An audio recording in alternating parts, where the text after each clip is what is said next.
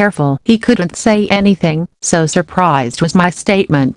So I got up and left the room. I held no grudges against my former companion, but she no longer existed in my world.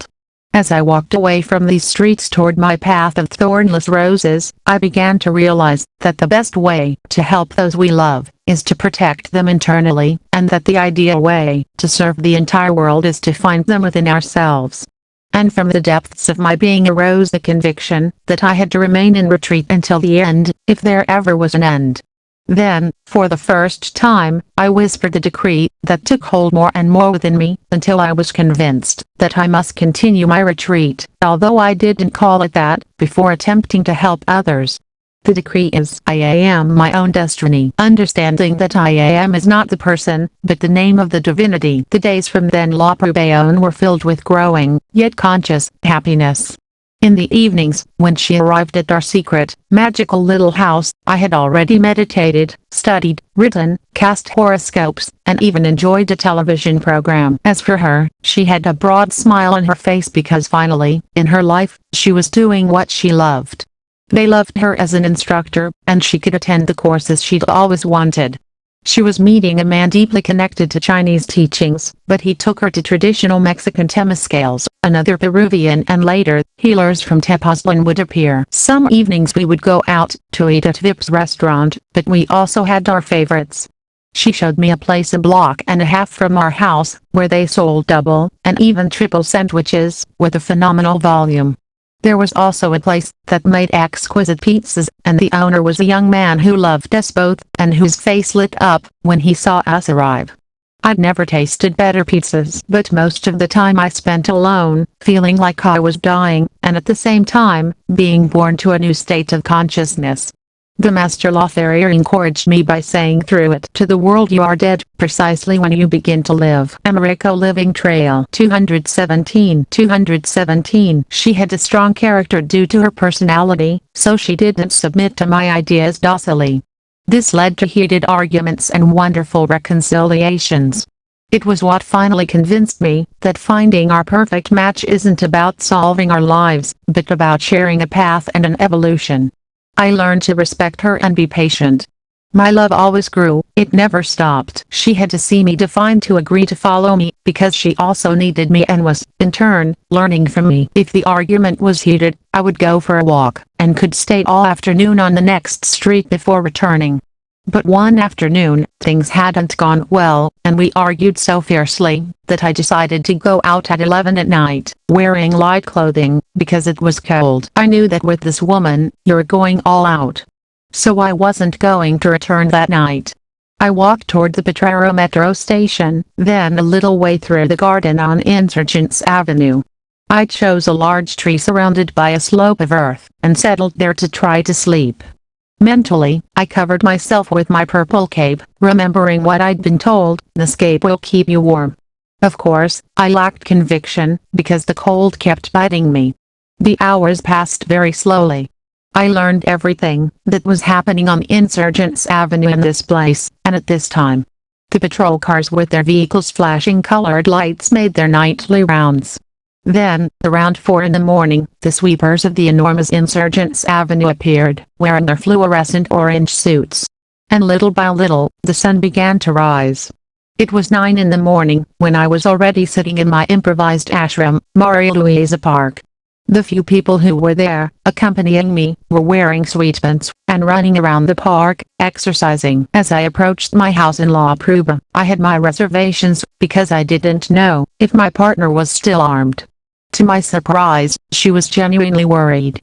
She told me that at 1 a.m. she'd been wandering around Maria Luisa Park hoping to find me.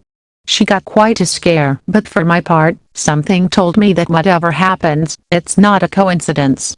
So much so, that it allowed me to experience what happens at night in these places, and also, inside the mind of an initiate passing through the jungle. She treated me so well, that she made me lie down, and sleep while she gazed at me lovingly. It was an unforgettable act, because it taught me that everything passes, except love.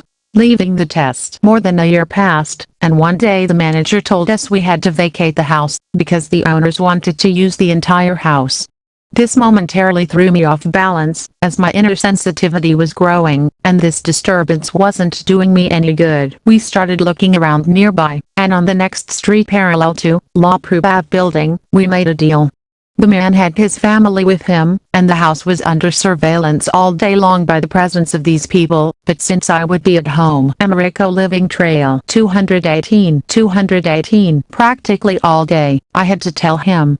This seemed strange to him. It wasn't possible for a person to live inside a room for that long, so he got nervous. Without telling me, 3 days later he came to check out the references we had given him for our address on Pruba Street.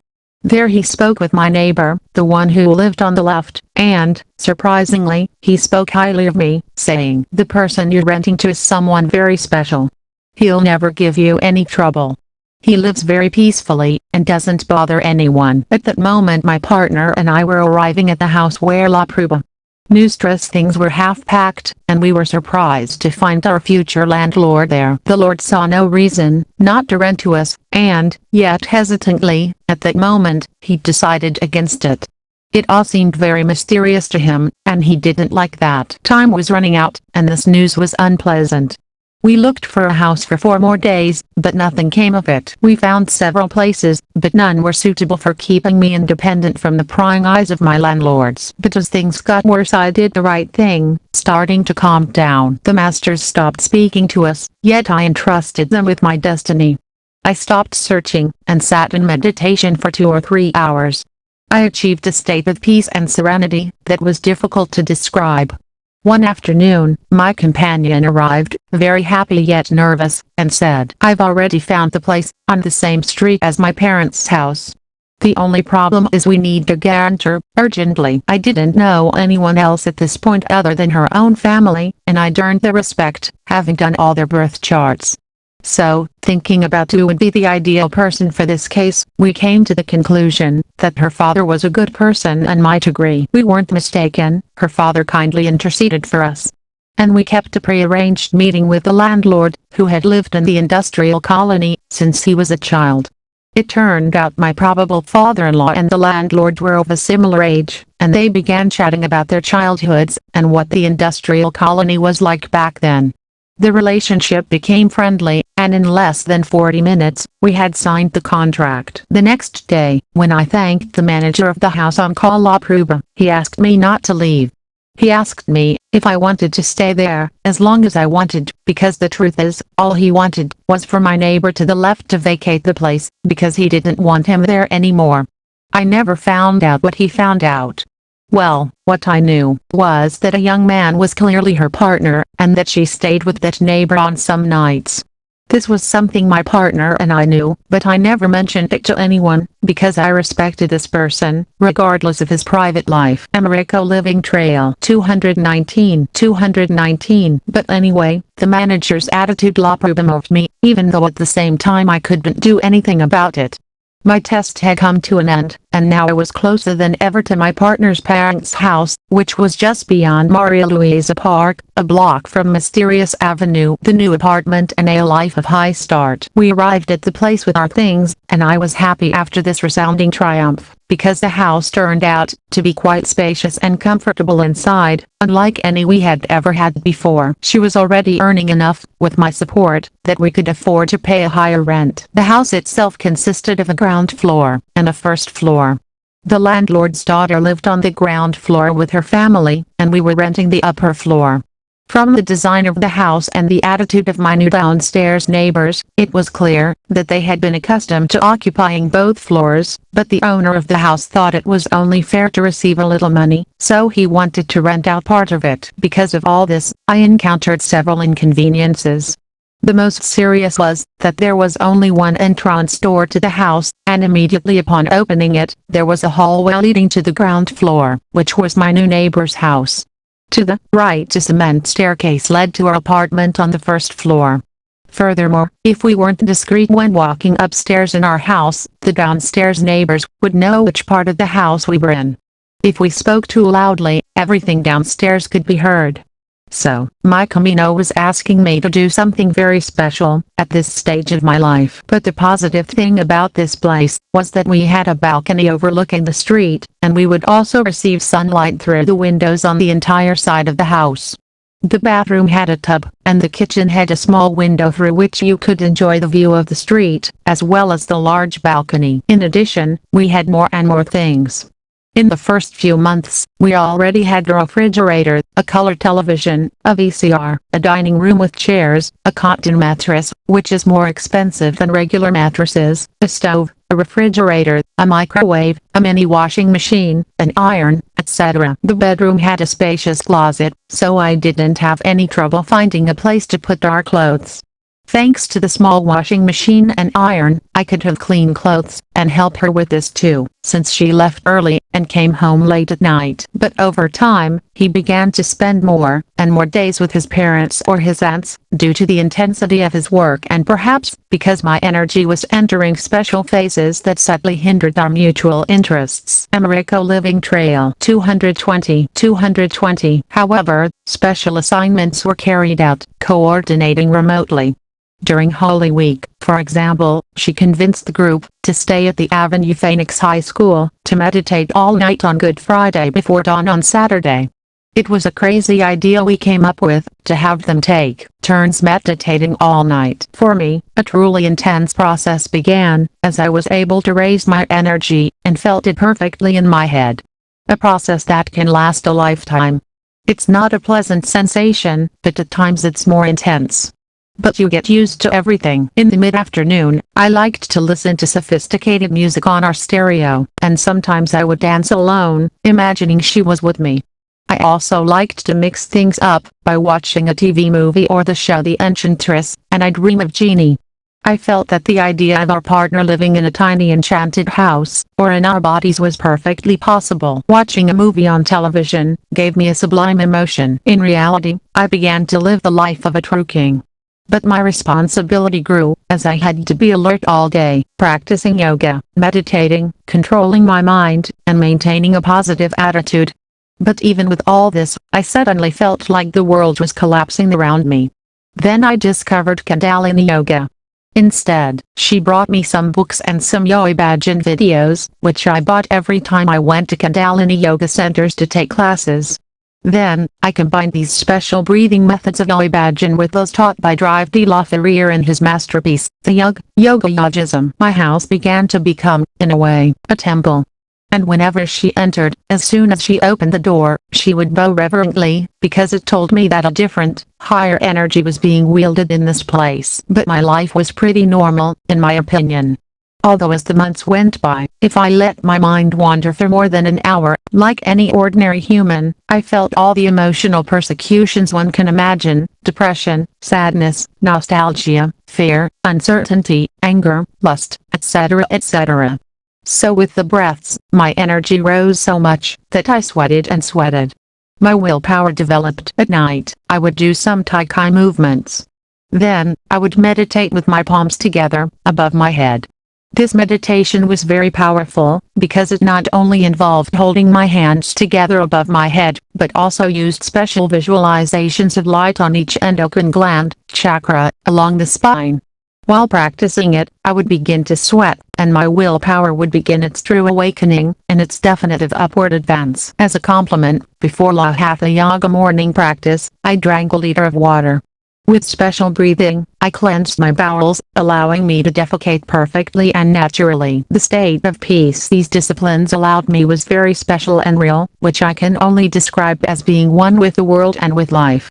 So, I could watch TV, but I couldn't really enjoy it. At noon I could walk down the street and be conscious, celebrating life. Americo Living Trail 221. My energy grew so much that at 2 a.m., I could find myself meditating, before going to sleep. When I ate, I felt more foggy than I had in the past. This is why practicing special breathing was so valuable at these times, and what my body needed to process in 2 or 3 hours, it would do in 25 or 30 minutes.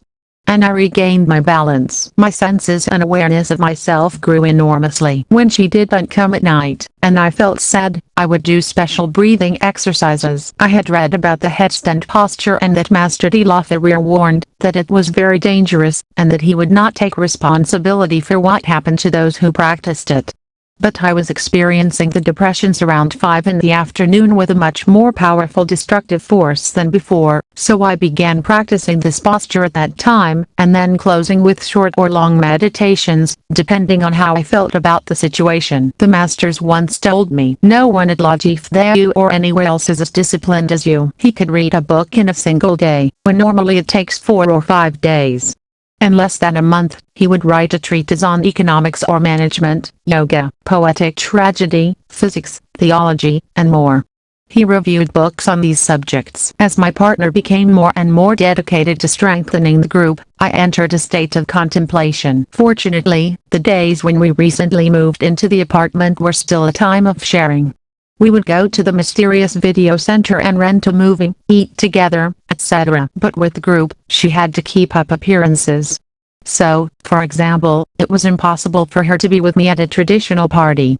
I knew what it was like to be alone at Christmas, New Year's, national holidays, Easter, etc. In fact, she had already been with her parents at all these celebrations or family parties. But being alone during these holidays gave me the opportunity to grow in a unique way.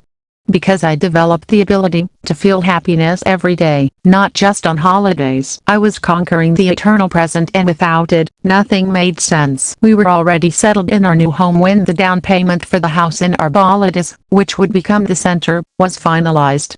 Furthermore, she had already managed to contact the Tai and Chinese philosophy master. She also contacted a Peruvian with extensive experience on the spiritual path. A young man who had learned Self-Americo Living Trail 222 defense joined the group, and became a great enthusiast within our center, called Ave Phoenix. I began sending information to the latter through my partner. The center was inaugurated with all these people, and I couldn't be there physically. But I wasn't sorry. I was truly a happy man. Furthermore, one day she arrived very excited because, despite feeling vulnerable and somewhat confused by the pressure, she had noticed me dressed in my almost white, ivory meditation shawl, which I used to meditate in. She added, "And there you were before me meditating as always. With your ears plugged with cotton, as you do every time you want to avoid being disturbed by noise." Months passed, and finally, the masters contacted me again.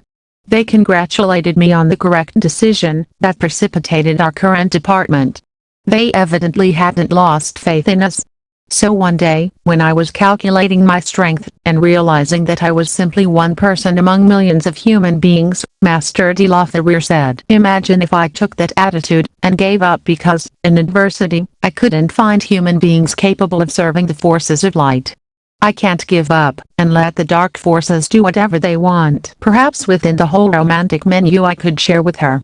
Watching video movies was a pleasant pleasure for me, because we rented all kinds, including erotic ones, and she liked sex, but above all, she was a lover by nature, which kept me so positively captive, that it protected me from any depraved desire. I really felt like nothing should impress me. And whenever she could be with me, we would go rent movies, or go out to dinner. But a few months later that video center burned out, so she half jokingly and half seriously said it was because of the energy I was developing. One afternoon my companion arrived, and told me that the masters, surely the master of La Ferrier, had told her that from then on I would be called American. It was a name I really liked, because it felt right to me. From then on, I began to use it. I later learned that Master de la Ferrier wasn't the one who gave me that name, but that he had received orders from superiors, who told him to tell me. One day, my partner happened to run into my old business partner, with whom I had founded the Nueva Era 2000 Center on Chopin Single Street. He was pleased to see her, and asked if she was still with me.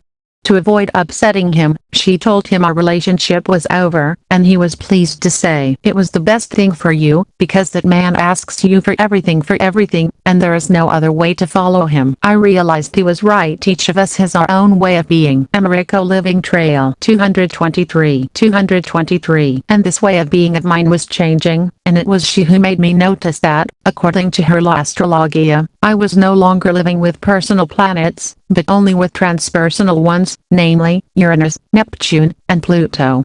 This meant that my work was no longer the usual ones for a human. Instead, I was primarily dedicating my time to natal charts, meditation, and yoga. More and more clearly, I began to slip out of the time-space to which humanity is accustomed. So I could find myself asleep at noon or wide awake at 3 in the morning. Sometimes I turned on the TV at 6 in the morning, even though I tried to respect the natural rhythm of life. I never abandoned my discipline, I always meditated, I always balanced my energy, I was always happy. My control had to be perfect. The attacks would become so furious, that at times it seemed as if a demon was about to rush into the room. Then, even when I was doing something I considered important, he would find the right moment to take control of me. Such was the struggle between a strange force that seemed to oppose the rise of energy and my will, that the same will always carried me forward to a state of serenity and self-control. This inner life and its demands were such that at times I no longer wanted to, and could not have sexual relations as usual, because the energy was up. Convinced that extremes are not good, I was trying to find a way to balance this.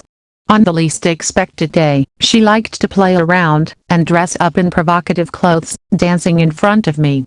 It was part of her magic that did me so much good. I liked to go for walks, usually to buy ready-made food at the restaurant across from the bakery in Rio Blanco. These short walks became a mystical experience, but with my eyes open. Sometimes I would buy groceries at the grocery store next to the takeout restaurant, or I would stop by the market restaurants and eat there. Everything was magical. Because I could finally say that I was being aware of life. I celebrated everything, even when she granted my wish of buying me some cassettes and magazines of La Historia de la Guerra, or something like that. When I went to the corner store, and made a purchase there, I felt love at the core of my being. This simple fact made me feel like the happiest and freest person on the planet. It's a feeling you can't experience any other way than when you begin to belong to yourself. I was beginning to experience a state that would be the reason I would always want to keep it. Americo Living Trail 224. There might have been bad moments, but he had known the pleasure that comes from feeling absolutely good. The masters still insisted that she and I were going to have a prince.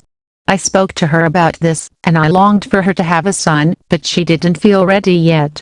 Something was happening inside her. She still desired to be human, and didn't want to take the leap to becoming fully cosmic. My being already detected this about her, but I didn't want to, nor should I, nor was I allowed to, obstruct her with any negative thoughts. Now more than ever, I had to move forward. I loved her so much, that I had no perspective or desire to see anything other than loving her. I was born to love the cosmic woman, and this is the only way to wrest her from the world of mere mortals and push her toward eternity, no matter what apparently happens to us as individuals. The masters knew this, because they had trained me to love a woman like her without ever thinking negatively. It was the way to protect her and myself. It wasn't about loving a woman and having my own life. It was about truly learning to love another person. And that's what I did. A year in this place went by quickly, and only then did I begin to suspect that I was really on a retreat. Among the many experiences I had with her in this place, there were some very special ones. One morning I woke up and performed my disciplines. I was fighting a very strange shadow and I couldn't get it out of my mood. I went to the kitchen, and when I tried to move a glass jug filled with purified water, it unfortunately slipped from my hands. I was standing in such a position, and everything happened so fast, that the thick glass shattering against the floor must have seriously injured me. But an invisible hand moved me swiftly, subtly, and firmly, so that nothing happened to me.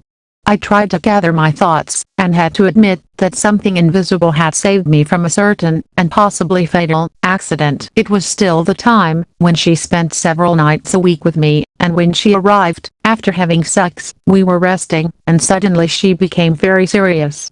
I wanted to ask, and she ordered me to be quiet. Minutes passed, and finally she said, "He's leaving now.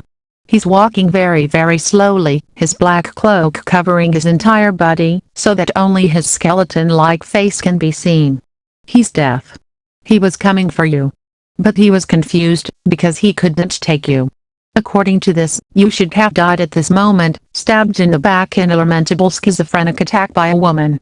Something that would greatly harm your own children, who were probably present at this bloody event. I listened in amazement to what she was telling me because, until that moment, I had forgotten to tell her about my miraculous escape from the accident I must have had that morning in the kitchen. That's why I believed what she was telling me could be true. Americo Living Trail 225. Another day she also had the dramatic vision, and described it to me. The night is gloomy, and in the shadows, beneath a sad panorama, 8 women are walking. All very disconsolate and wearing heavy, dark cloaks. They are crying, because they have lost you. The masters told me, that these are the moons who must have lived with you in this life, a half-hearted relationship. They express their laments, because they already know they have lost you forever. And about 3 or 4 months before my stay in this house ended, she had a vision, that a beautiful child, whom she sensed was Maestro Estrada, was about to be born somewhere in Europe. His mother was very intelligent and wealthy. She told me she was able to see the house where that child would be born and live. It was a mansion built with fine wood, in a style somewhere between country and city, enjoying all the advances that technology allows. His parents were very civilized, but also nature lovers. Without a doubt, very special beings. A few days later, I had contact with the masters, that truly brought tears to my eyes. It was Master Estrada, who wanted to communicate with us and said, "I've come to say goodbye to you, because I'm coming back to life. You're staying with Master de la Ferrier, he'll help you with everything. I have to go and wait my turn before I'm born. Because you don't just come back to life like that, you have to wait on the right plane." The communication ended, and I realized that maybe all this talk about the existence and communication with invisible masters was true, or maybe it was a lie. But in any case, it was bearing fruit for me. And if it was true that Master Estrada would be born, this really touched my heart, because he would never speak to me through channeling again. My partner was affected, but I couldn't describe how. A woman always holds some mystery for a man. Something was signaling that, if our destiny and our union hadn't resulted in a child, then what would happen? What was the cosmic and human reason that would confirm our union? Either way, she and I loved each other, before we even met, and if this ended, I'm sure the love would remain forever. Even in late 1995 or early 1996, love insisted on keeping us together. That eternal love that was, is, and will always be like the first day we met. One night she was feeling ill, and my love, and I had intimate relations with her, hoping only to make her feel better. I clearly sensed how my energy powerfully protected her in this special way. I realized that invisible attacks were trying to take advantage of our doubts, as if they were fighting over our destiny. Why? A few months later, I would understand. That was the day Master de la Ferrier telepathically helped her put on a turban and an ivory-white oriental-style garment. I was surprised, because the turban wrapped around her head perfectly, like a true Hindu. And neither she nor I knew anything special about turbans. But everything was directed by the master. Americo Living Trail 226. Then I was lying back, while she started to dance in the Hindu style, and she said to me, "The teachers want to tell you that in this way they give me to you, that I belong to you." Later the master added, "Virgins are always sacrificed, so that the high initiate can pass." And another day he wanted to tell me, "You are a god in the shoreless sea." Things began to move differently. The Master still La Ferrier made the effort to give her to me, but for some reason, that wasn't what she wanted anymore. She didn't say so, but something in her being knew it. She was always a fine woman, a unique lady, and she never stopped loving, even when she didn't love. At the same time, the downstairs neighbors finally began to notice that upstairs, a lonely, mysterious man was spending all daylight hours in his house and rarely leaving. So I had to get inventive. A period of silence of more than 3 months began in my already silent life. He walked barefoot around the house. At certain times of the day, I would stop making noise with the blender, the washing machine, or just the simple act of taking a bath. I kept the light switches off when the sun went down, because no one was supposed to live here during that time, until 10 at night. When I had to make a noise like the door opened, and come into my house, turn on the light and the television, and then start doing my normal tasks of a human who was normal to them. It was an incredible experience to live in silence, and walk in the darkness. It deeply sensitized me to my inner self, and allowed me to transcend the limits of a mere mortal. Although I insisted on taking the natural route, I never liked to exaggerate, or become eccentric with my lifestyle. I was always normal, even when life led me to perhaps be paranormal. My sensitivity and love for the world grew, and at the same time, I played with my neighbors, having fun and staying alert to everything that seemed inexplicable to them. My neighbor decided to sit in a chair in the hallway between the front door and the entrance to his house, waiting for me to arrive.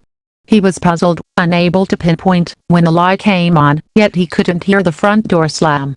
This intrigued him, and perhaps that's why he did such a thing. Americo Living Trail 227. But in the face of this, I managed to wait for him not to notice and go out to run an errand around the corner, then return with milk, bread, etc. He would scratch his head when he saw me come through the hall. I didn't always succeed in fooling him, but I did enough to confuse him, until he began to think it was him and his family who were having strange ideas.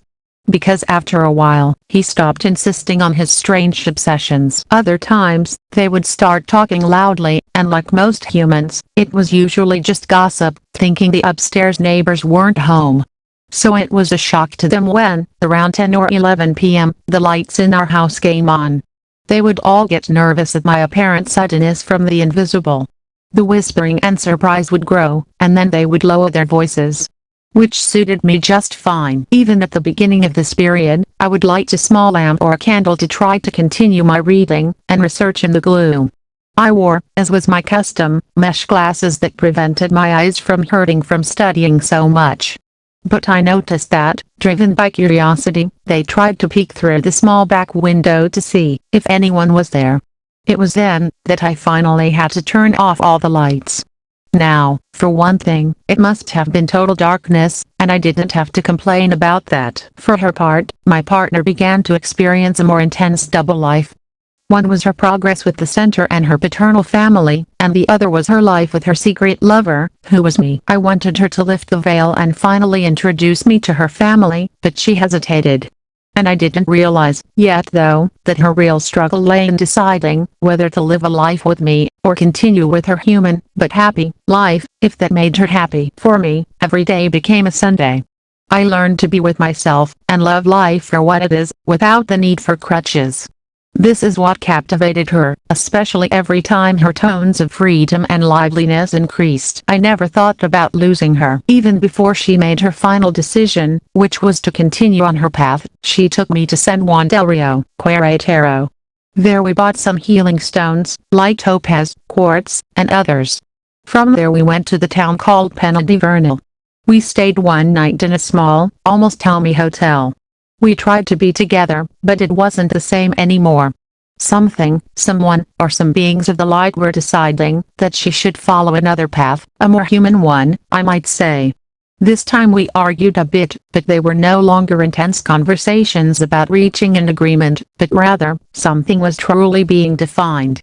And that's why, subconsciously, I began to have the conviction that it was clear to her that one must first surrender oneself, as far as a couple's relationship is concerned, to one's soulmate, before being able to love someone else. As a couple, of course, I wasn't sure that a polygamous love could be possible, even if it were of a cosmic or sacred kind. Only after my retreat did I come to understand that, although we are androgynous, nothing in particular is final when it comes to the union of a couple. That is to say, the universe is infinite, and the union continues infinitely, between beings and evolutionary lines that are always finite. In other words, everything grows in the union of a Americo Living Trail 228 couple into a greater whole of higher entities, until it gives rise not only to the birth of spiritual children, but even to ever greater planets and suns. Thus, our soulmate of our cycle as humans is only a part of the long and enigmatic path that lies ahead for us. And perhaps, in her particular case, it wasn't just a question of her soulmate, but she also had something left to do on the path to fulfillment. A few times we went back to the vegetarian restaurant on Puebla Street, almost at the corner of Orizaba, in the Roma neighborhood. And we went to the hotel. After we'd left our last apartment, which was across the street from her parents' house, we were finally leaving. But a higher power was already directing her to a different destiny than mine. So there was no longer a real connection between us. But before that, I was still to experience a great fulfillment, and she was still there. The enlightenment. We were still in the apartment near her parents'. There was a stage where she seemed determined to stay the night with me, but suddenly, even though it was already a little late, she'd opt to go home to her family, or stay at the Avenue Phoenix Center. But to my delight, one of these days, my beloved visitor returned, and this time she had everything arranged for us to go to dinner at a fine restaurant, somewhere in the Zona Rosa. It was an unforgettable evening. I already wanted to introduce myself to the center we had founded, and this time the masters didn't interfere. In fact, communications became ambiguous due to my partner's inconsistent disposition. He wanted to visit our center, but it required her permission, with a real willingness on her part. And as I said, I began to sense that this accumulation of experiences was soon going to change, but I didn't know how or why. So for the first time, I boarded the subway to distract myself after more than 2 years without taking any transport. I didn't take these short walks for very long, because I wanted to reach something unknown even to my conscious self. That's why I didn't get very far, and I also felt like a man outside of time and space. I perceived people as being outside my orbit. In the last few months I had read a treatise on cosmic fire written by the Tibetan, what enlightenment was, and that when a person reached it, which was very rare, if he was prepared he would develop more and more the encounter with eternity, but if he was not, he would end up in the mental asylum. Americo Living Trail 229. I knew of cases of people who had accidentally awakened their kundalini, or of others who moved this energy towards the crown of their head without considering the consequences, and by breaking the etheric plot or something like that, they allowed entities from the lower astral to bother them, by making them hear little voices and many other torments, until they were driven to madness. Also in recent months I read a book called The Chakras by C.W. Leadbeater, and he warned about the dangers of, and la illuminación at the same time, how great it is for those who deserve it. And since I liked watching videos, I had recently watched for the second time, and with great emotion, the film Little Buddha, where Siddhartha Gautama Buddha, at 35 years of age, reaches enlightenment, after 5 years of meditating without rest. I had been picking up all this information since late 95 and early 96. But at no point did I relate it to anything in particular. It was also around this time that, while consulting the Book of Astrological Ephemerides, I realized that Uranus would enter 0 degrees of Aquarius in February 1996, something that only happens every 84 years. Furthermore, we are in the age of Aquarius. And since the Sun would be in conjunction with Uranus around January 22nd or 23rd, I thought a great event was about to occur on the planet. I mentioned this to my partner, and she was thoughtful, because neither of us knew what was really going to happen. In December 1995 I turned 36, and I didn't like this, because I had read that the number 36, according to Master de la Ferrier in his Psychological Purposes, has the esoteric value of 666. That is, the secret value of a number, as demonstrated by Master de la Ferrier in one of his first essays, entitled, The Mystery of Numbers. He explains that the secret value of a number is obtained by multiplying it by the next number, and then dividing the result by 2. In the case of 36, we multiply it by 37, and divide the result by 2, giving us 666. This is the number that the Apocalypse recognizes as the number of the beast. It was the struggle that at the age of 36, faced me with the forces of evil.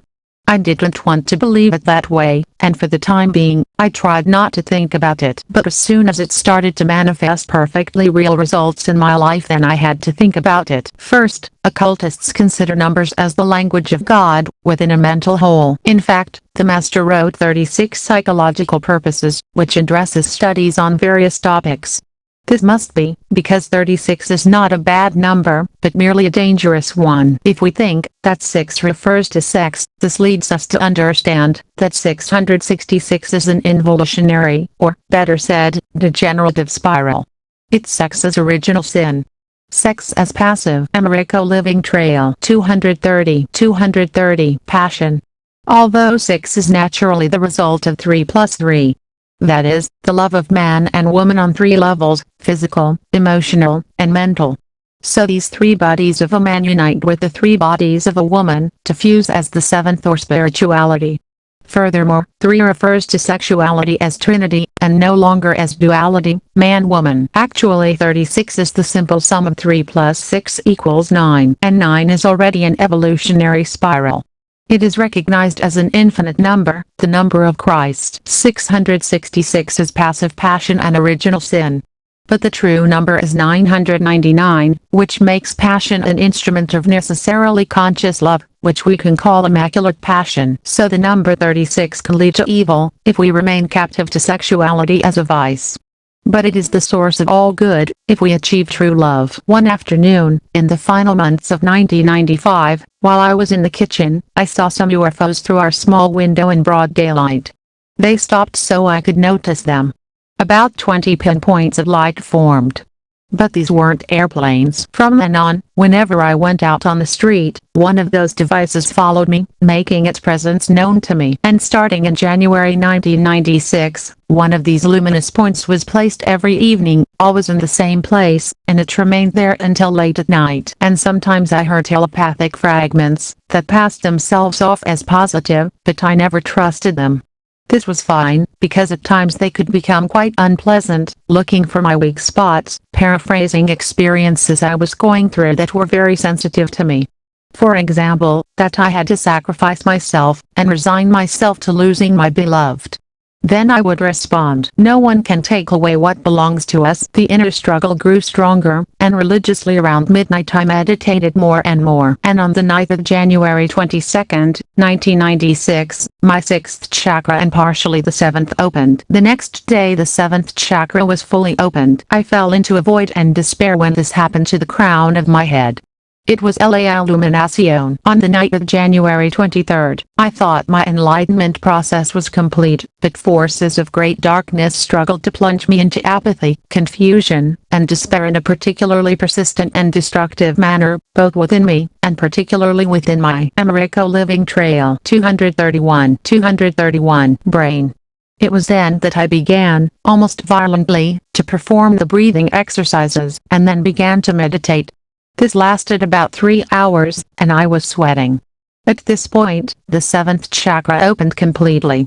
And I realized that enlightenment had not been completed the night before, but this night. Such was the fury of the fight that took place inside my head at this precise moment of the illumination, that I thought I was going to faint, because currents of enormous sadness and desolation invaded me, like a poison throughout my blood. But then, drawing energy from the will that I had trained for so many months, I said with all my strength, "Father, help me," and I was able to survive. Here, a solitary man in the middle of the city, making his retreat, had found enlightenment. I never thought of meditating to become enlightened. That wasn't my goal. Rather, it was to be happy with my partner and find peace. I meditated only to feel good and find my destiny. Once this momentous event was over, I began to realize the congruence of all the circumstances I had experienced since Maestro Estrada, in the early 90s, came to me La Visión and said, "You're still here, brother." Currently, at 36 years of age and 33 days old, my reaching this La Iluminación. It was far from seeming fortuitous. On the contrary, it was as if the state of Buddha and Christ were unified. Indeed, while Buddha had achieved enlightenment at the age of 35, Jesus Christ, according to the Gospels, became enlightened at the age of 33. It's as if it were a state of consciousness, not a character. Thus, La Presencia Buddha seemed to be reincarnated in the drama of a simple, normal, and happy human being. For if he had previously become enlightened at the age of 35, it's possible that in La Era Aquarius he waited a little longer, waiting for Uranus, ruler of Aquarius, to be in Aquarius, and thus take the next step in the drama of the living path that Buddha himself represents. He then presents his enlightenment at the age of 36. And these days, as I meditated on the matter, I also fully realized that, around this time, I had completed approximately 40 months in retreat, starting in mid-1992. That's how I became aware that, in any case, the 40-month retreat of an initiate had been fulfilled. Just like the 40 months of Moses and Jesus Christ in the desert, or Master Estrada's 40 months in a place in Veracruz, etc. This was never planned, never deliberately sought or desired, La Iluminación. Porthos was more beautiful, wonderful, and impressive, even to myself. Americo Living Trail 232. I studied myself in such an impersonal way, that I've convinced myself, that those who seek la illuminación and meditate and strive solely for that, don't deserve it. Because enlightenment is either granted to us by the cosmos, or denied to us, and our happiness or our reason for being, shouldn't depend on it. True happiness is in being like an enlightened one, even when we are not really enlightened. And that la illuminación brings with it many dangers, if you're not trained, if you don't have special permission from the hosts to Lala's. Become their child, to become part of that family. And we can't force them to adopt us in any way. So when my seventh chakra opened, that's when I realized what it was really about, and this, because no one can imagine what it is, precisely because of how simple the process is, and at the same time, how transcendent it is. No wonder telepathic communications with the masters through my partner, had been discontinued for months, until I developed my own faculties. Indeed, from that moment on, I began to experience a very disordered and undesirable telepathy. Why? Simply because I hadn't really mastered anything.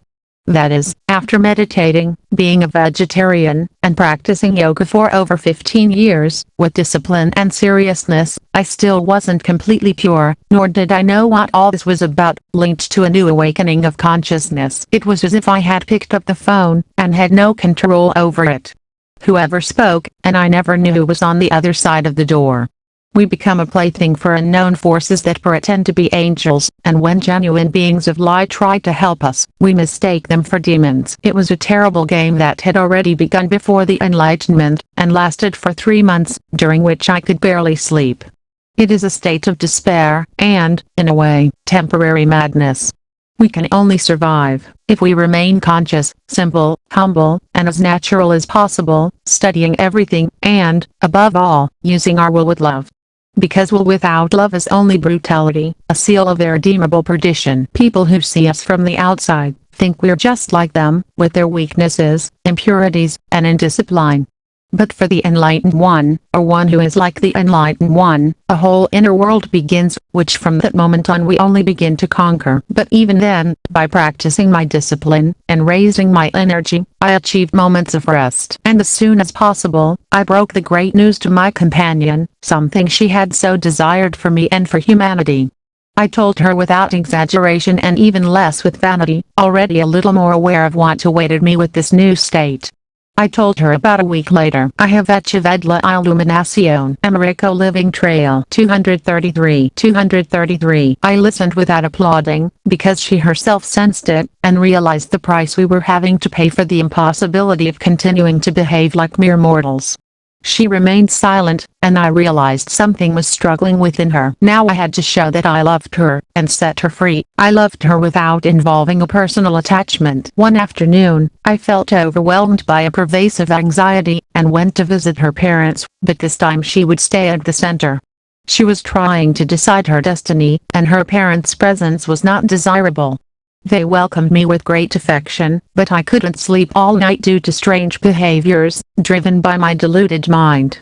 I wasn't totally dominated by strange forces, I was always conscious, and in control of my body, but my mind was at the mercy of a telepathy beyond my control. Little by little I began to realize, that there were no threats, nor demons, nor anything like that. It was simply and terribly that all the habits rooted very deeply in my soul for thousands of years, disturbed in infinite ways the divine light, which struggled to enter through my seventh chakra.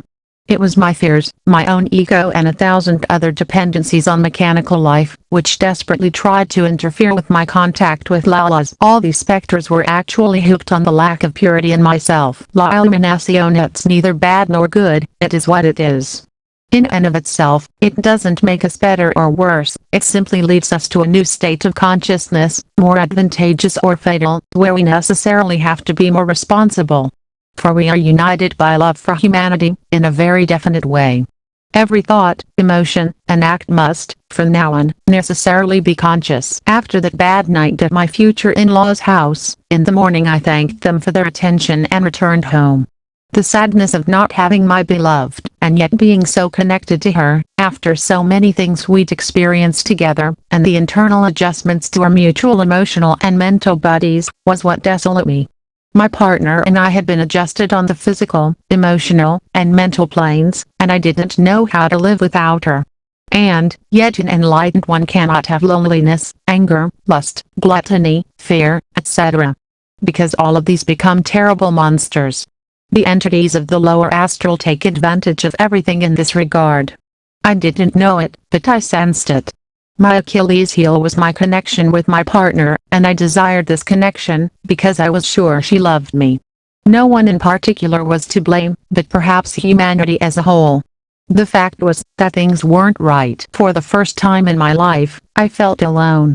This made me not only anxious, but also obsessive, trying, by any means necessary, to find my soulmate within myself. All because my partner had suddenly lost her bearings as to why she should or shouldn't be with me. It was a month of tremendous confusion. Conflicting higher powers were trying to take control of my life, like two puppeteers fighting over the cables connected to our control centers, chakras, through which they can move us in our lower selves. Americo Living Trail 234. It was under these conditions that the experience Gautama Buddha had immediately after his enlightenment precipitated itself into my life as an initiate. It was then that Mara, the king of darkness, appeared to him, and offered him his 3 daughters. In the West, it is known as the temptations of Jesus Christ. This experience became real on my path, but it's something that can't be fully described in words, on paper.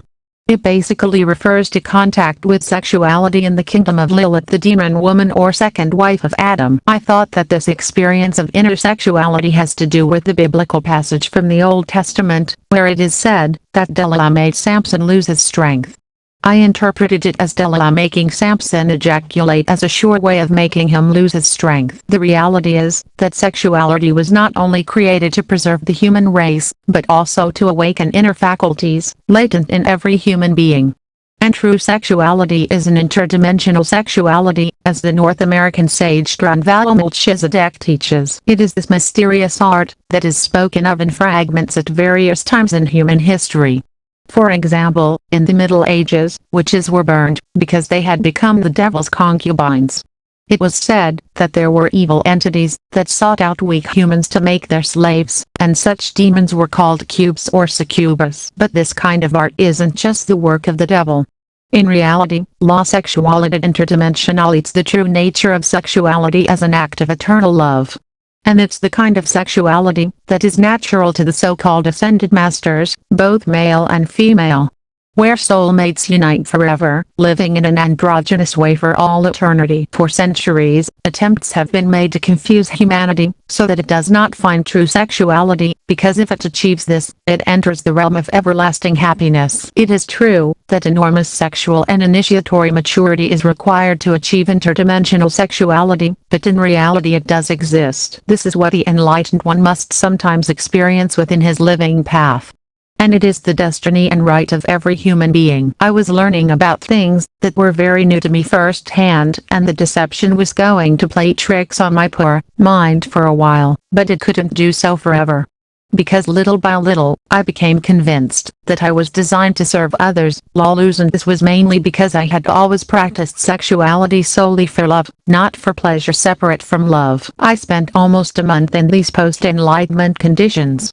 My companion had completed her wonderful mission with me, and although we were going to attempt to reconcile during the following Holy Week, it was written that this could no longer be the case, nor was it justified. After the end of my retreat, as I have stated before, we went several times to the old vegetarian restaurant near Durango Street, around the corner from the old park, where the statue of the naked David stands, concealing in his hand the weapon with Americo Living Trail 235, which he was to defeat the giant Goliath. But despite our good manners during our meetings, that former passion was absent. We were together again, but the fire ceased to exist. However, this has not stopped the eternal graces and blessings from appearing in my heart for a woman who was unique on my living path. And I'm sure that she too remains marked and grateful to life and to God for our meeting in this incarnation. End of retreat. I couldn't afford to pay the next rent in February, so on February 21st through 22nd, 1996, I decided to come out of retirement. All the conditions pointed to it, not because I had set the date, that was something I only realized later. The reasons were given to me by my own being, without communication with the masters or anything like that. In fact, I wouldn't hear from the masters again until several months later. My roommate was apathetic, and refused to let me show up at the Avenue Phoenix Center. She was confused about my enlightenment. Furthermore, she didn't seem willing, much less enthusiastic, to continue paying rent where we lived. I realized the absurd games my mind plays, and how ridiculous it is to listen to contradictory messages within it. I had to make my decisions quickly, and on February 22nd, with the sun entering Pisces, I told myself sternly, "This is it. This is the end of my retreat. I have to get back to the world." I acted surprisingly, even to myself. Staggering, for I was very weak from the inner struggle I had faced due to not being completely ready. Virtually no initiate is sufficiently ready. I dressed, and put on a jacket. I checked that I had a little money in my pocket, opened the door of my once beloved house, that I had loved so much, and went out onto the street, never to return to this house, except as a visitor, to finalize my final commitments. The night was cool and a UFO craft was shining in the sky, which my confused mind didn't know whether to trust or not. I entered the subway, and the inner pressure grew with threats that reproved my boldness, physically bothering my heart, which felt like it was about to burst. Everything in my head was spinning, yet I was perfectly conscious, with the clarity and strength I had developed over time. First, I headed toward Arbolides, hoping to see her. On the way to the house in the Avenue Phoenix Center, I had to transfer at the Rosario Metro Station, which is a huge bus stop with people constantly moving from one place to another. I was very thirsty, and approached one of the street vendors. There was a tub full of soda and ice. I asked for the soda I wanted, and when the owner of the tub reached for it to give it to me, the glass bottle shattered in his Americo Living Trail 236 hands for no real reason. Some small fragments hit his face, and he began to bleed. I was shocked, but above all, alert about what I was witnessing. As soon as I realized the injuries were minor, I forgot about the soda, and tried to stay conscious. I turned around, and continued on my way. I arrived at the center of Arbolides, and since my companion wasn't there, I decided to continue on to I don't know where, but by no means return to my retreat house, because a higher power was guiding me. It was around 11 p.m., and despite how exhausting this hour-plus trip was for me, I decided to head to familiar ground. I found that there was another metro line at the Salto del Agua station. I wanted to get off there, and then I went out onto the street, quickly thinking about who would be worthy of receiving me. I was near the house of an aunt who loved me very much, and I thought it would be good to get there first. It never occurred to me to head straight to Nezahualcóyotl. I needed to be careful. When I arrived, my cousins and my aunt were surprised to see me in such a strange state.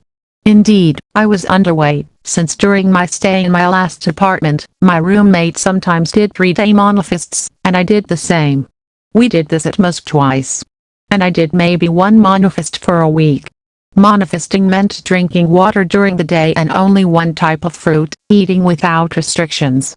But you only eat one type of fruit: banana, mango, papaya, or whatever, but only one fruit. What happened once, for exceptional reasons, was that she was going to do a 30-day fast, and she would do it alone, but I realized it, and wanted to do it with her. It was quite a challenge. So all this kind of discipline kept me underweight for my build. Plus, the terrible all-nighters trying to control my mind were reflected in my physical appearance. The thing is, when my cousins, a little older than me, saw me, they became concerned. I remember that my oldest cousin, seeing me like this, was the one who dared to ask me what had happened, and I told him I'd been meditating with a group during a special spiritual work. And he said with deep concern, and in a tone of wisdom, "That's